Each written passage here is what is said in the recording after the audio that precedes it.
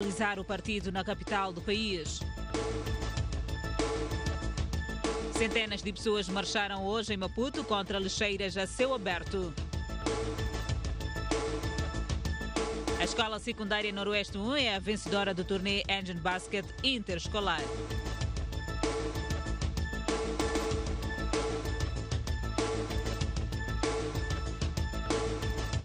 Boa noite, bem-vindos ao Jornal de Noite. O Presidente da República, Filipe Nyusi, visitou hoje duas posições das Forças de Defesa e Segurança na localidade da UCE, distrito de Mocimbo da Praia, que foram alvos de ataques do grupo armado a 5 de outubro do ano passado. A bordo de um helicóptero militar, Filipe Nyusi chegou ao posto administrativo da UASE na tarde deste sábado, com o objetivo de avaliar a atual situação da ordem e segurança e o nível de prontidão das Forças de Defesa e Segurança na província de Cabo Delgado. Após ter sido recebido pela população, o Presidente da República visitou sucessivamente o posto administrativo e o quartel das Forças de Proteção dos Recursos Naturais e Ambiente, que na madrugada de 5 de outubro de 2017 foram alvos daquele que seria o primeiro ataque dos supostos insurgentes. Durante a visita, Nyusi ouviu membros das Forças de Defesa e Segurança e líderes da comunidade que sobreviveram ao ataque. Em resposta, Filipe Nyusi pediu colaboração da comunidade na denúncia de elementos do grupo e apelou ao redobramento da vigilância para evitar novos ataques. Esta é a primeira vez que o Presidente da República visita uma zona alvo de ataque dos supostos insurgentes que há 8 meses semeiam terror em Cabo Delgado.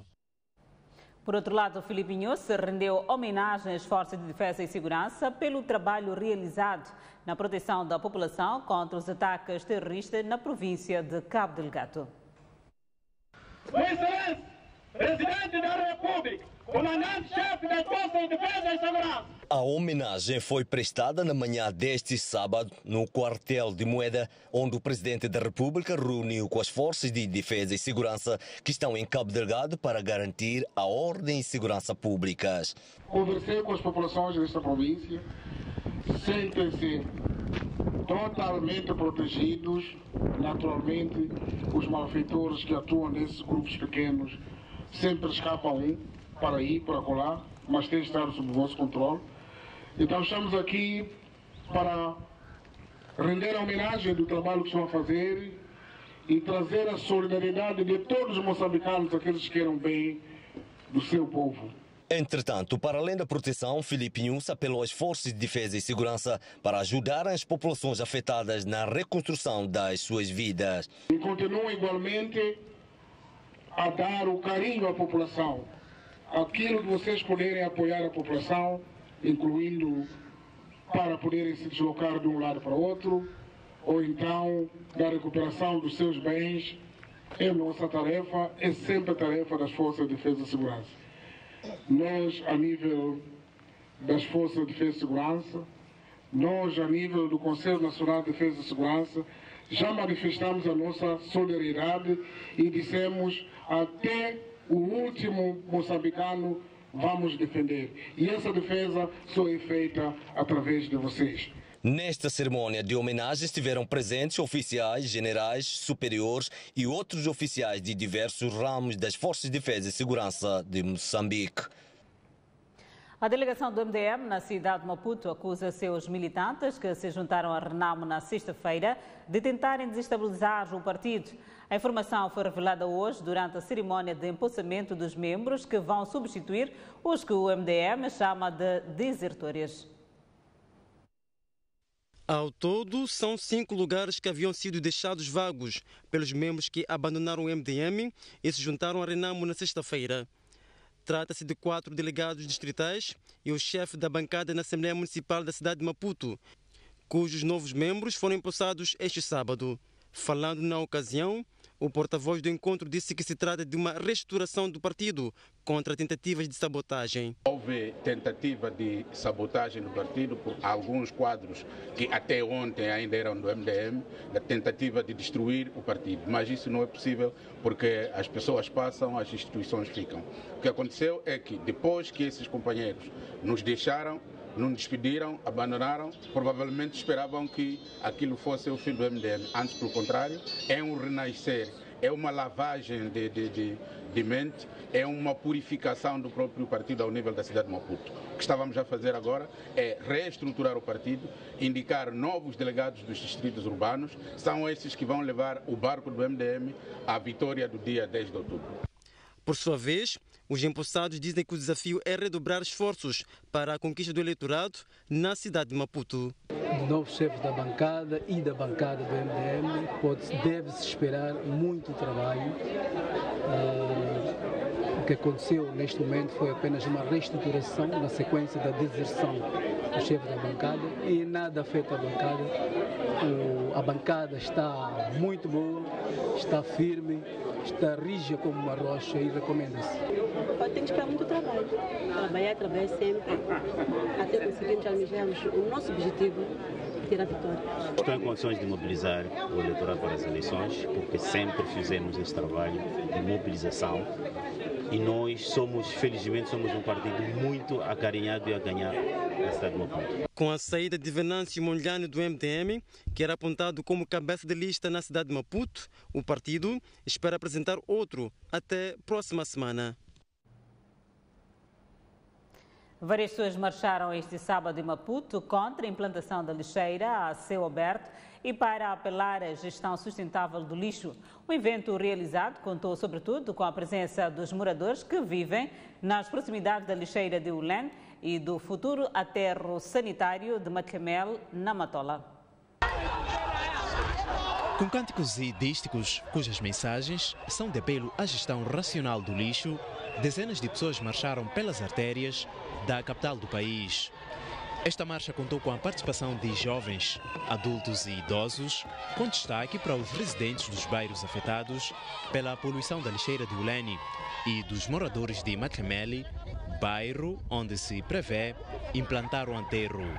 Com a marcha, os organizadores esperam suscitar a sensibilidade do governo em relação à melhor gestão de resíduos. Isto é um apelo, é um grito de socorro a pedir que nós entremos para a gestão sustentável de resíduos, que nós apostemos em lixeiras, em aterros sanitários e deixemos de usar as lixeiras a céu aberto. A nossa expectativa é de que o governo esteja sensibilizado para acabar com as lixeiras a céu aberto no país e que também acelere com o processo de reassentamento das famílias afetadas pela tragédia da lixeira do Lene, ocorrida no dia 19 de fevereiro do ano em curso.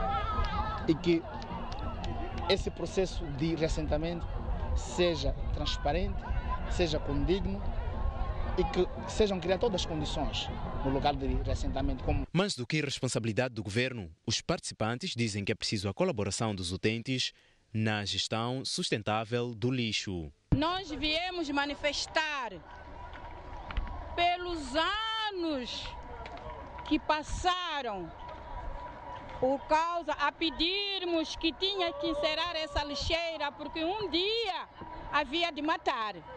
E ela de verdade matou. Bem, as lixeiras, muitas das vezes nós cidadãos contribuímos, porque muitas vezes manda as crianças levar para ir depositar de lixo no contentor. As crianças não conseguem alcançar o contentor e deitam no chão. É aquele senhor que faz limpeza todos os dias, então tem que voltar a fazer, recolher aquele lixo e pôr no contentor. Os tambores de lixo são espalhados em todo o canto, então não custa nada, depois de beber água ou alguma coisa, ou laranja, ir por ali. Porque puseram aquilo ali para toda a gente passar a depositar ali, então há de passar o caminhão de lixo, leva para a lixeira. Depois de ter partido da Praça da OMM, a marcha foi desembocar na Praça da Independência, local onde decorreram várias atividades culturais e palestras sobre a preservação ambiental.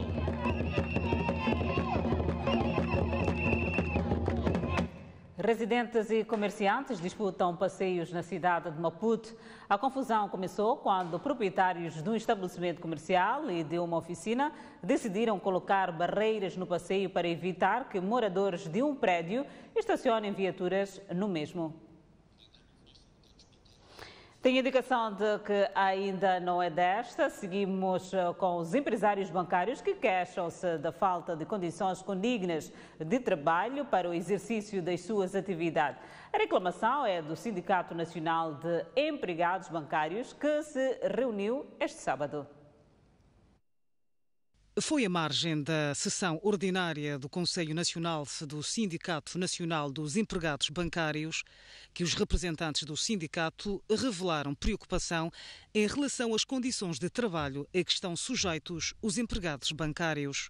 Dentre as preocupações referenciadas, o destaque vai para o excesso da carga horária.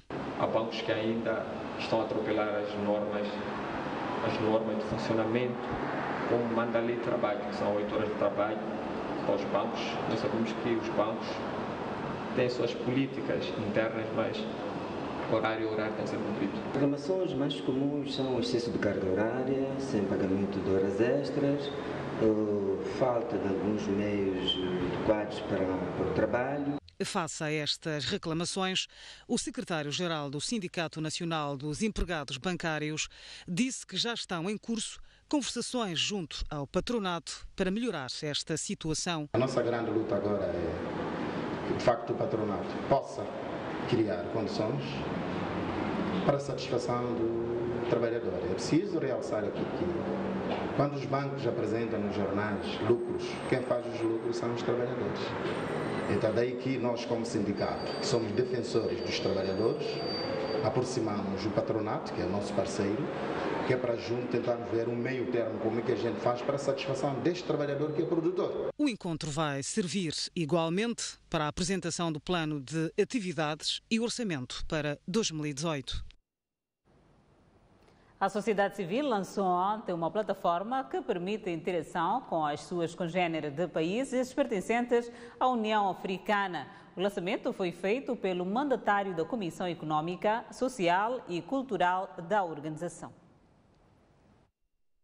Com o propósito de cumprir com os objetivos de desenvolvimento do continente traçado pelos chefes dos Estados africanos até 2063, a União Africana tem a Comissão Econômica, Social e Cultural.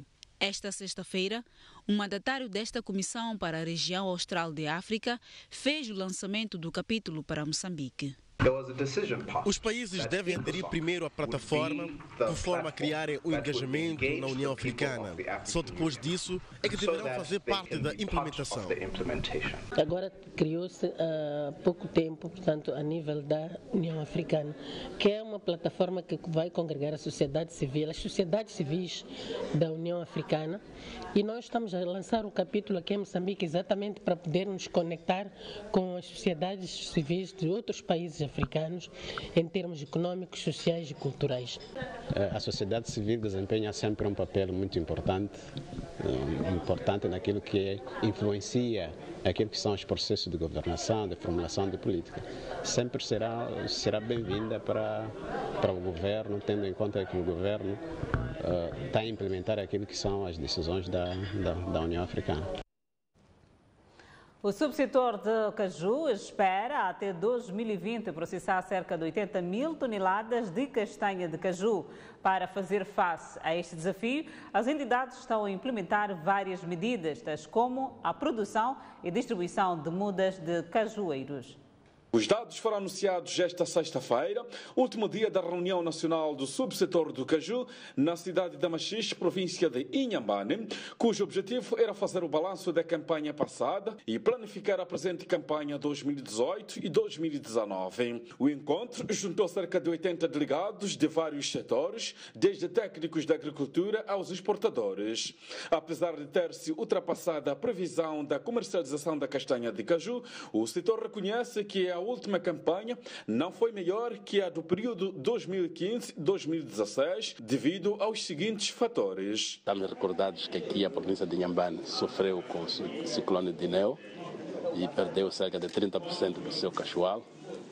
Outras províncias da Zona Sul, nomeadamente Gaza e Inhambane, tiveram um problema um pouco menor, mas que também influenciou bastante portanto, nas condições climatéricas para a produção de caju. Segundo o plano diretor 2011-2020, pretende-se processar 80 mil toneladas da castanha de caju e, para isso, várias ações estão a ser implementadas junto do produtor, como é o caso da produção e distribuição de mudas de cajueiro, cujo orçamento global anual é de 5 milhões de dólares. Nossa assistência técnica é dada pela nossa rede de extensão, na tecnologia de como produzir e produzir bem, com produção e com uma boa produtividade.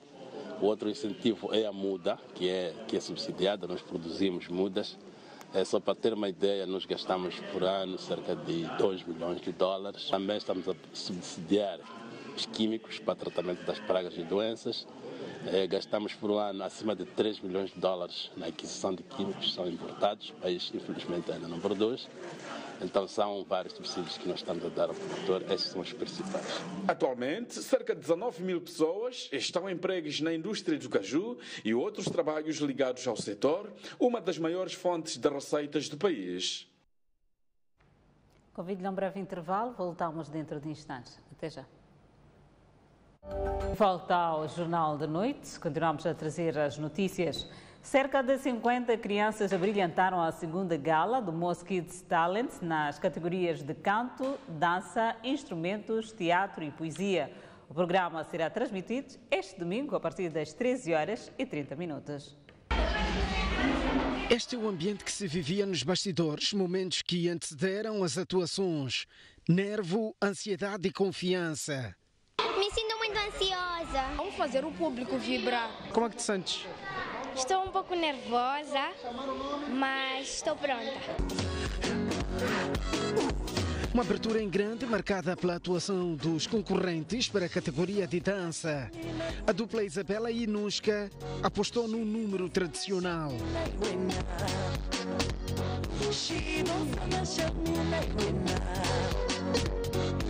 Chegou a vez do descontraído Kayane alegrar os presentes.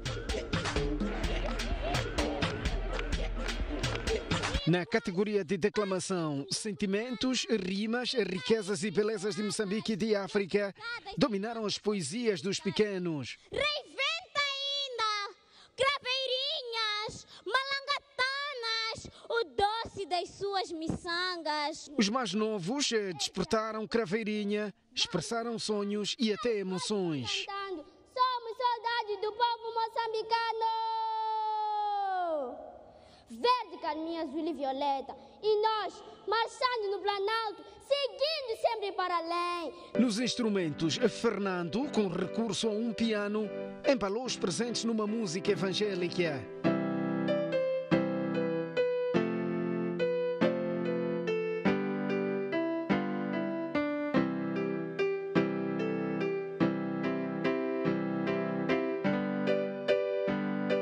Os participantes mostraram o seu conhecimento na execução de instrumentos musicais. Enganado estava quem pensava que o talento dos miúdos esgotava-se na dança, poesia e instrumentos. Por quê? Estuda para mim por quê? Acham que eu dou toda a mandioca? Eu também mereço, sabe? A criançada conhece também a arte de representar. Desculpa, professor. Estás perdoado, mas amanhã, se você vir quando é PC errado, não vais entrar aqui. Aqui houve espaço para a chamada de atenção ao respeito do direito da criança em forma de teatro. Limpar a casa, dar banhos bebês, engomar a nossa roupa e muito menos a tua. Acompanhar as crianças à escola. Qual é o tempo que terás para ir à escola? Quero ir à escola como os outros meninos. Seguiu-se então a categoria de canto. Siloide encarnou Lisa James e abriu o capítulo das grandes melodias. Violão temos direitos que uma criança tem. Promessas de Mr. Bao foram vocalizadas por Tamires. Curso que ela não muda,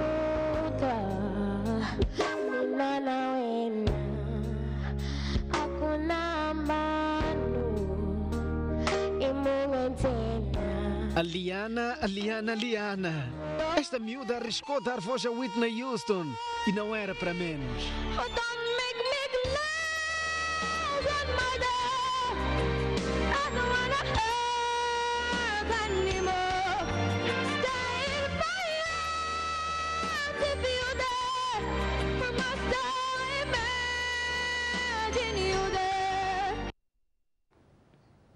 Pais encarregados de educação que estiveram no Cinema Scala disseram ser importante dar atenção às crianças e só assim se estimula o caminho que elas querem seguir.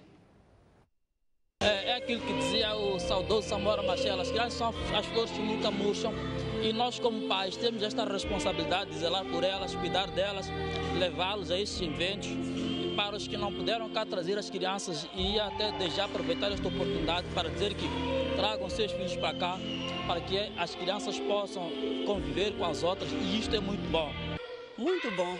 Uma forma de lhes ocupar com boas coisas. Sim, é uma forma delas se socializarem, uma forma de se entreter por algo positivo. É bom, é sempre bom acompanhar os filhos naquilo que eles gostam de fazer. Tem algum concorrente aqui, não? O meu vovó. Ah, ok, tá bem. Gostou da atuação dele? Amei. Okay. Amei.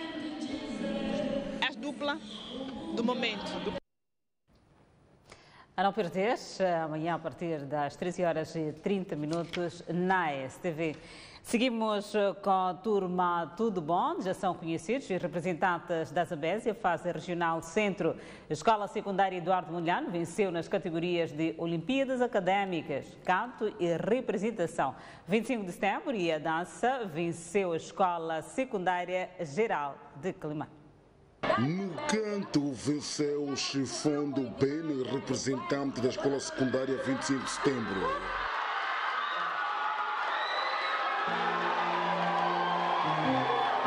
Durante muito tempo eu tento fingir que ainda existe o sentimento, mas assim eu não posso ter-me. O teu amor eu já não quero. É triste só dizer, mas é sincero. Fazer-te chorar não sou capaz. Na dança ficou o grupo Fox Dance, representante da Escola Secundária Geral de Quelimane.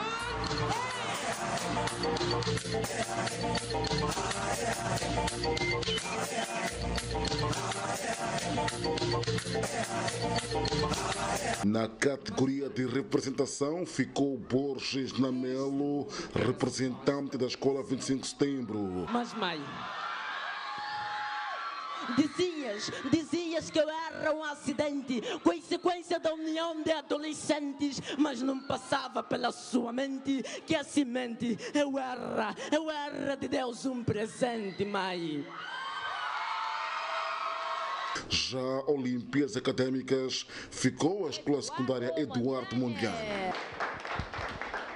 Nós prometemos trazer muitos prêmios para a província da Zambésia e para a nossa escola Eduardo Mondlane.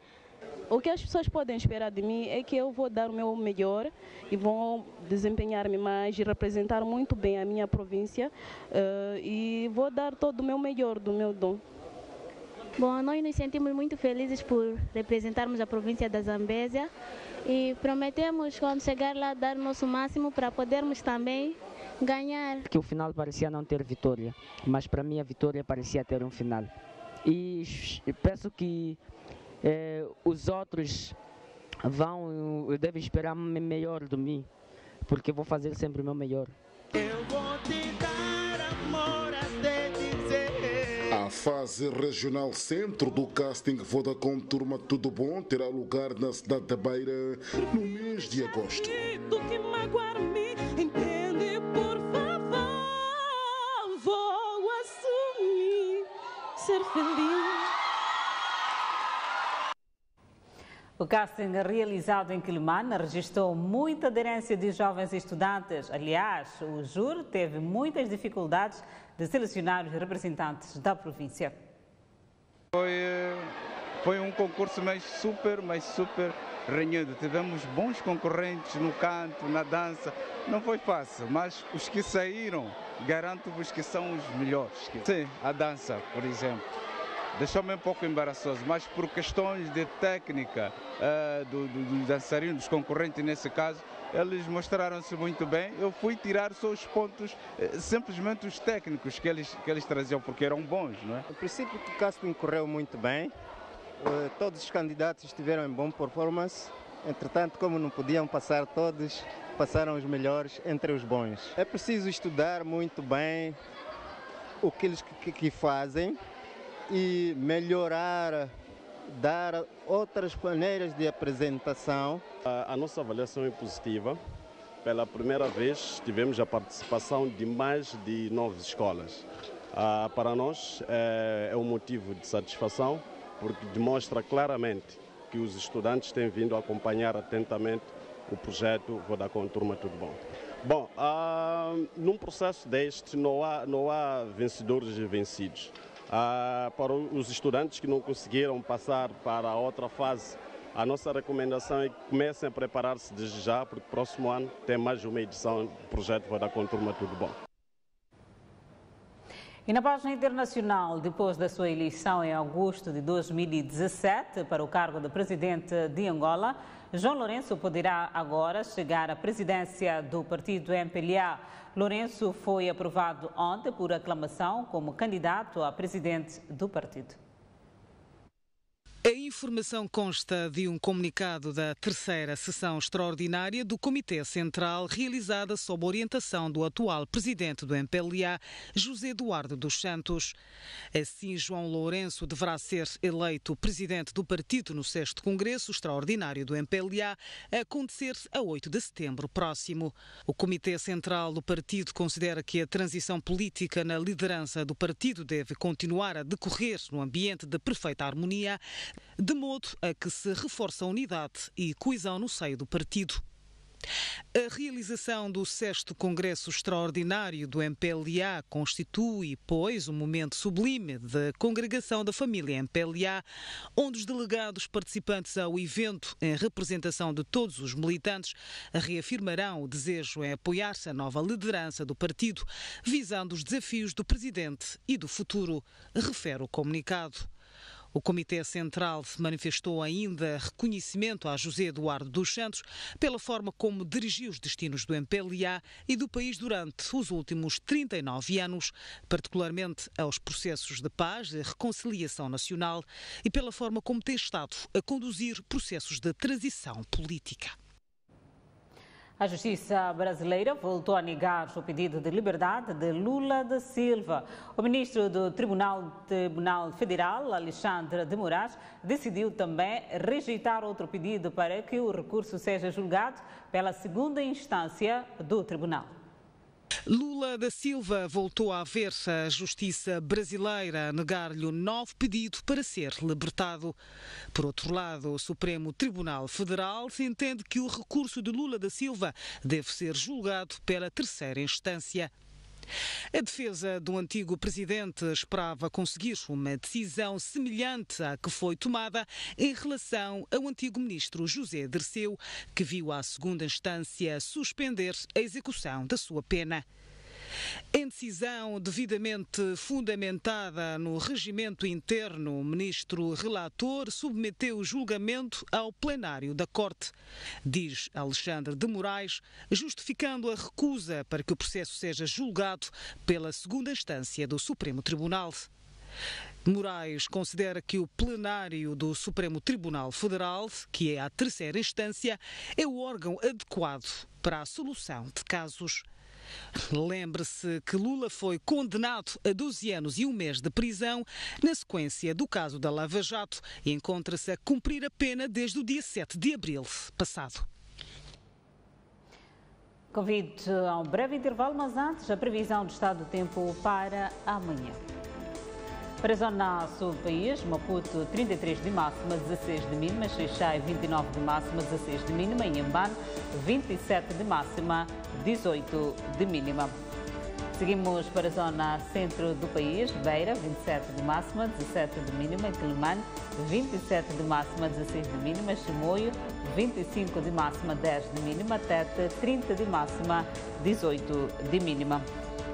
E por fim, a zona norte do país, Nampula, 26 de máxima, 18 de mínima, Pemba, 28 de máxima, 20 de mínima, Lixinga, 21 de máxima, 11 de mínima. A previsão do tempo é-lhe oferecida pela Indico Seguros.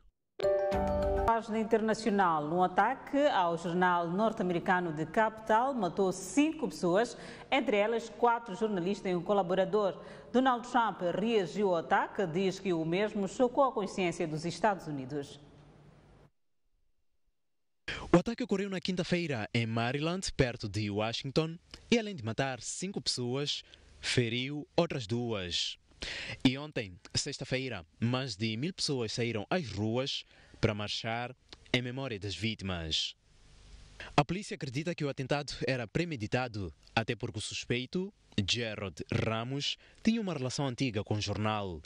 Em 2012, Ramos terá acusado The Capital de difamação depois de ter sido publicada uma história de um processo onde era arguido. O suspeito está agora sob custódia policial. O presidente norte-americano, Donald Trump, reagiu ao ataque e encorajou aos jornalistas a estarem livres do medo. Este ataque chocou a consciência da nossa nação e encheu os nossos corações de luto. Os jornalistas, como todos os americanos, devem ser livres do medo de serem violentamente atacados enquanto fazem seu trabalho, disse Donald Trump, citado pela agência Notícias ao Minuto. O meu governo não vai parar até termos feito tudo no nosso poder para reduzir o crime violento e proteger a vida de inocentes. Acrescentou o presidente, que teria recusado falar sobre o controle de armas e sobre o clima de hostilidade crescente que os jornalistas enfrentam nos Estados Unidos. Um clima que tem sido frequentemente incitado pelo próprio presidente norte-americano. Num comício havido esta semana, o estadista norte-americano chamou a imprensa de inimiga do povo. De volta às notícias nacionais, a Escola Secundária Noroeste 1 é a vencedora da primeira edição do torneio Engine Maputo, ou neste caso, Engine Basket Interescolar, evento desportivo que visa descobrir novos talentos na modalidade. Noroeste 1 a sagrar-se vencedora. Fez-se festa, mas muita festa no pavilhão do Machaquene. É que a Escola Secundária Noroeste 1 fica na história ao vencer a primeira edição do torneio Engine Interescolar, um evento que visa descobrir talentos e promover práticas saudáveis nas escolas.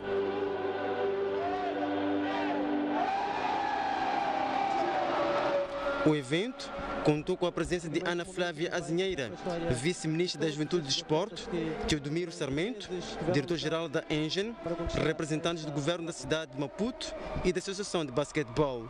No último jogo, a Noroeste 1 bateu a Escola Secundária de Machazine com muita facilidade, por 42-23.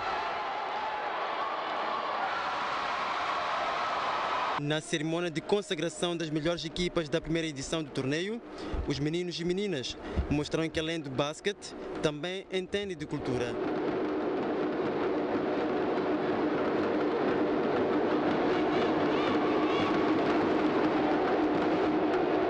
Os agrupamentos de dança proporcionaram momentos de muita euforia aos espectadores que afluíram ao pavilhão do Machaquene.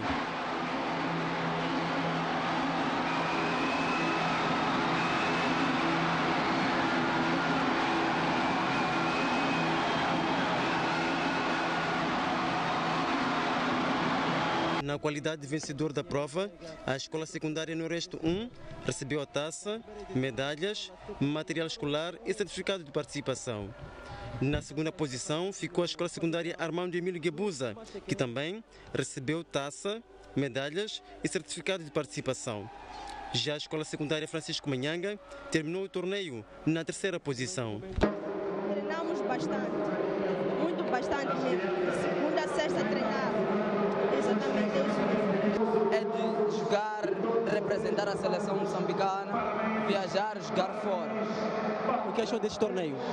É muito bom, é mais para dar espaço aos novos talentos. O torneio contou com a participação de 10 escolas da cidade e província de Maputo, sendo que o objetivo da organização é replicar a iniciativa para outras províncias do país, porque mais do que basquetebol, o Engine Interescolar é sinônimo de convívio, amizade e muita festa.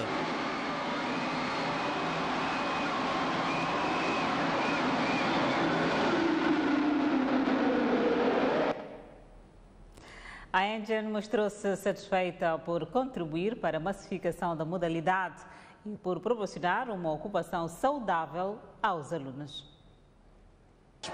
Depois de meses de competições, chegou a hora do balanço. Para Teodomiro Sarmento, diretor-geral da Engen, empresa patrocinadora do torneio interescolar, o evento superou as expectativas. Sentimos que oferecemos aquilo que é de melhor que se pode dar à juventude, que é a prática do desporto. Este torneio que hoje encerramos, sim, fica por aqui, mas queríamos pedir às escolas que continuassem a prática do basquetebol, a prática do desporto de uma forma geral e que se associassem plenamente às boas práticas e às boas atividades, que os jovens se abstivessem das más práticas, do consumo do álcool, da droga e de todas as coisas que são nefastas à juventude. Mesmo recentemente foi traduzido por Rui Helder, presidente da Associação de Basquetebol da cidade de Maputo. Nossa opinião foi de sucesso. Esperamos e lançamos aqui o desafio tanto para as escolas como para os patrocinadores para que tenhamos um torneio ainda melhor no próximo ano. Desejar às escolas vencedoras, neste caso a Noroeste 1, os parabéns. A garantia é que para o próximo ano há mais. Será. Na ocasião, Ana Flávia Zinheira, vice-ministra da Juventude e Desportos, disse que o governo continuará a apoiar o desporto escolar e avançou que o desafio passa por criar uma competição do género mais longa. Continuar a trabalhar com os nossos parceiros para que o desporto escolar continue nas nossas escolas. A nossa associação tem um grande desafio, que é fazer o mapeamento de todos os apoios que há na cidade para que a vossa competição seja mais longa, tá bem? Que ela possa durar mais tempo. Isto é o que nós queremos. Por hoje iria felicitar os vencedores também, a Escola Noroeste 1 que ganhou, mais uma vez parabéns a Engen e a todos os organizadores desta prova. Parabéns a todos, obrigado. A Seleção Nacional de Basquetebol perdeu ontem diante da Costa do Marfim por 62-45 em jogo da primeira jornada do Grupo D das eliminatórias para o Campeonato do Mundo, prova a ter lugar em 2019 na China. O primeiro período foi equilibrado, com a Costa do Marfim a explorar transições em contra-ataque e penetrações, sendo que no final da etapa o parcial era de 11-11. No segundo período, Moçambique explorou seu jogo exterior e foi ao intervalo a empatar por 21-21. A Costa do Marfim controlou o terceiro período e foi alargando sua vantagem perante um adversário sem soluções para contrariar a sua clarividência na quadra. E liderou com parcial de 22-7. Com 14 pontos, Kendall Allen Manuel foi a melhor unidade de Moçambique, mas não evitou a derrota por 45-62. Lembre-se que Moçambique precisa apenas de uma vitória para seguir para a última fase das eliminatórias para o Mundial de Basquetebol. E há pouco a Seleção Nacional de Basquetebol perdeu diante da República Centro-Africana por 72-63 em jogo da segunda jornada. Moçambique está praticamente fora da corrida ao Mundial, até porque amanhã joga com o Senegal, equipa mais forte do grupo. E desta maneira colocamos ponto final ao Jornal da Noite. Obrigada pela atenção dispensada. Até uma próxima oportunidade. Se conduz, não bebe, se bebe, não conduz. Tenha um bom fim de semana. Boa noite.